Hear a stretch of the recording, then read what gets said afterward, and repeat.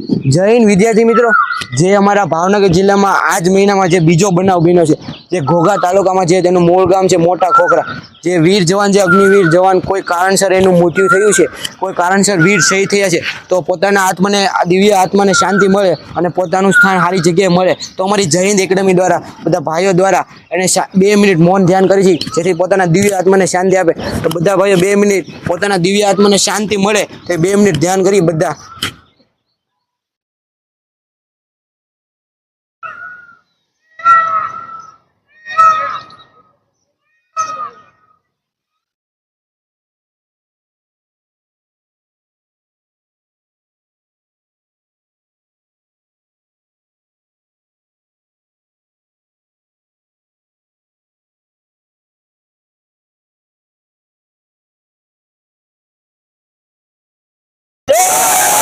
भारत माता के, भारत माता के, एक साथ विष्णु.